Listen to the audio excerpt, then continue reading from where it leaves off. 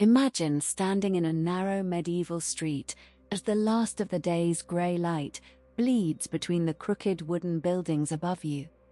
You smell it before you see it: hot fat, old smoke, and something savory that makes your empty stomach clench. Up ahead, a cookshop glows orange from its open clay oven, and the vendor is calling out in a low, sing-song voice, not quite shouting, just loud enough to reach your ears. You step closer, pulled by a hunger you don't fully understand. The vendor lifts a cloth and reveals a row of small, golden pies, their crusts crimped thick along one edge, like a handle made just for your fingers. Steam escapes from a tiny slit in the top of each one, carrying a scent that is rich and dark and faintly sweet, as if the meat inside has been hiding a secret you are desperate to uncover. He hands you one without asking, his eyes flicking to your coin purse and then back to your face, and you feel a strange thrill. Not just hunger, but the excitement of being offered something that might be delicious, or might be something else entirely. You hesitate for just a moment, because in a medieval cookshop, you never really know what is inside that crust. The vendor smiles a tired, knowing smile, and that is when you understand that the mystery is part of the meal. You bite down, and the pastry shatters against your teeth, releasing a rush of heat that makes you gasp. The filling is dark, almost black, chopped so fine you cannot tell if it is beef or something stranger. Perhaps eel, perhaps rabbit, perhaps the bits of an animal you would rather not name. But the spices cling to your tongue. Pepper sharp enough to make your eyes water. A hint of clove that feels almost too expensive for a street pie. And underneath it all, a deep, salty richness that whispers of long, slow cooking in a pot that has not been scrubbed in years. You take another bite before you can think, and the vendor chuckles softly. He knows you are hooked. He knows you will come back tomorrow. And as you walk away, grease dripping down your fingers, the pie still warm in your hand, you realize that this is the true secret of medieval junk food. It is not just about filling your stomach. It is about the quiet thrill of eating something that feels just a little bit forbidden, a little bit dangerous, and absolutely irresistible. And that, more than anything, is what keeps the customers coming back to his stall, night after night, even when they know they should probably just go home and eat the bread they already have. But the bread has no mystery. The bread has no heat. The bread has never made anyone feel this way. So you keep walking and keep eating, and somewhere behind you, the vendor is already reaching for another pie, ready to hand it to the next hungry stranger who cannot resist the pull of the cookshop's warm, spiced air. In medieval London and Paris, you didn't need a kitchen. You just walked to a cookshop. These were open-air stalls with clay ovens and bubbling cauldrons of fat. Workers, travelers, and poor families bought their wafer, those with a sweet tooth. Vendors sold honey fritters. Batter dropped into hot tallow, fried until golden, then drizzled with honey or spiced syrup. Crispy outside, soft inside. They were the medieval donut, and nobles loved them just as much as peasants. Thales here, hot food, ready in minutes. No plates, no forks, just your hands and a hungry stomach. And finally, the snack you could carry in your pocket: spiced wafers. Thin, crisp biscuits pressed between hot irons, flavored with cinnamon, ginger, or cheese. They stayed fresh for days. You bought them by the stack and munched them while walking, working, or watching a fair. This script is designed for AI voice generation. Steady pace, natural pauses, no dramatic spikes. Perfect for the YouTube video link you provided. You finish the last bite of the pie and wipe your greasy fingers on your tunic. But the vendor is already watching you with that same quiet smile, and he leans in just a little closer, lowering his voice as if he is about to share something he does not want the other customers to hear. You lean in too, because that is what he wants, and you cannot help yourself.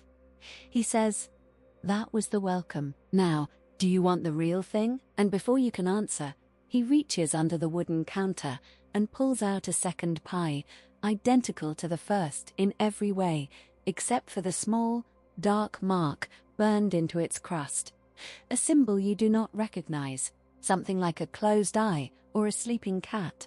He places it in your palm, and the weight is different, heavier somehow, as if the filling inside is denser, richer, more alive. You look up to ask what it is, but he just presses a finger to his lips and nods for you to bite. This time, the crust cracks open with a sound like a small, satisfied sigh. The steam that rises is thicker, darker, carrying a fragrance that makes your mouth water and your pulse quicken all at once. The meat inside is coarser, chopped by hand, and you can feel the texture against your tongue. Soft and then firm, then soft again, like something that was alive not very long ago. The spices are bolder too. Black pepper that stings, mace that warms, and a hint of something almost floral, like rose or lavender, that feels entirely wrong for a street pie, and yet somehow perfect. You chew slowly, deliberately, trying to identify each flavor, but they twist and turn away from you, refusing to be named. The vendor watches your face, and when you finally swallow, he nods once, satisfied. "That," he says quietly, "is the pie they do not talk about in polite company." He will not tell you what is inside, only that the meat comes from animals that roam after dark, and that the spices are imported at great risk, and that the people who buy these pies never buy just one. You finish it standing there, unwilling to walk away until every crumb is gone, and when you finally hand back the cloth wrapper, your fingers are trembling slightly, not from cold, not from hunger, but from the strange, thrilling awareness that you have just eaten something you were never supposed to taste. And the worst part, the part that will keep you awake tonight, is that you already want another one. You step away from the cookshop, your stomach warm, and your mind still circling back to that second pie, the one the vendor would not name. The street has grown darker now, the last sliver of daylight swallowed by the narrow buildings leaning overhead. Lanterns flicker to life, casting long shadows that sway like slow dancers, and somewhere ahead you see another glow. Not the orange of an oven this time, but the blue-white heat of a metal pan suspended over coals. A woman tends it, her face half hidden by a worn hood, and she is dropping small lumps of pale batter into bubbling fat. They hiss and swell, turning golden, then brown at the edges, and the smell that rises from her stall is entirely different from the cookshop. It is sweet, almost cloying, with a heavy note of honey and something deeper, something that reminds you of warm beds and closed doors and secrets whispered after midnight. You walk toward her without deciding to, your feet moving on their own, and she looks up as you approach, her eyes catching the firelight. She does not speak. She simply lifts one of the fried lumps from the fat with a long wooden skewer and holds it out to you, the honey glaze dripping slow and thick down the sides. You take it, and the heat seeps through your fingers, and when you bite, the shell shatters into 1,000 crisp pieces, while the inside oozes, soft, almost liquid, sweet, in a way that feels less like sugar and more like memory. The honey is not just honey. There is something else in it, something floral and faintly bitter, like the last note of a perfume that lingers after the wearer has left the room.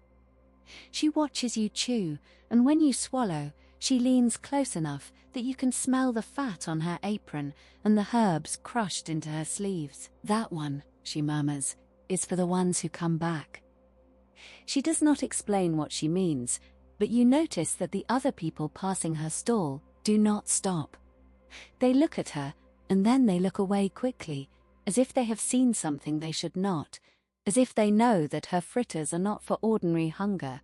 You finish the last bite, and your fingers are sticky with honey, and she hands you a second one without being asked, this one darker, the glaze almost black, and she says nothing at all.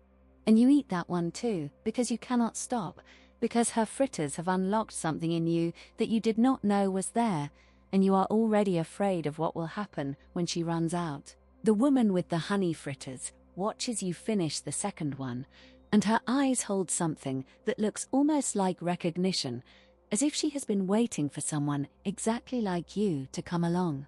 She wipes her hands on her apron and reaches into a small wooden box hidden beneath her stall, pulling out something wrapped in a scrap of dark cloth. She unfolds the cloth slowly, deliberately, and inside lies a row of thin, crisp wafers, each one pressed with a pattern you cannot quite make out in the flickering light. Maybe a flower, maybe a face, maybe something else entirely. She picks one up and holds it close to the fire, and the wafer glows translucent for a moment, like stained glass, like something that belongs in a church rather than a street stall. But there is nothing holy about the way she looks at you when she says, "These are not for everyone." She places the wafer on your open palm, and it is lighter than you expected, almost weightless, as if it might float away if you stopped holding it down. You raise it to your mouth and bite, and the sound is a sharp, clean crack that echoes in the quiet street. The wafer dissolves on your tongue, not crumbling, but melting, leaving behind a taste that is sweet and spiced and strangely intimate. Cinnamon that warms your chest, ginger that prickles your lips, and something else, something green and sharp, like crushed fennel or anise, that makes you think of closed gardens and moonlit courtyards, and the kind of secrets that are only shared in whispers. You look up at her, and she is already handing you another wafer, this one darker, almost amber, with a different pattern pressed into its surface. "That one," she says softly, "has rose water in it, and a touch of something the monks keep for themselves." You eat it, and the rose is there, yes, but underneath it is a flavor you cannot name, something that feels ancient and forbidden, the kind of taste that lingers on your lips long after you have swallowed, the kind of taste that makes you want to press your fingers to your mouth just to feel it again. She folds the cloth back over the remaining wafers and hides the box beneath her stall. But her eyes stay on you, and you understand that you have crossed some invisible line. You are no longer just a customer. You are someone who knows about the wafers now, and knowing changes everything. She nods once, a small, secret acknowledgement, and you walk away with the taste of rose and spice still blooming on your tongue, already certain that you will dream about those wafers tonight and wake up tomorrow wanting more.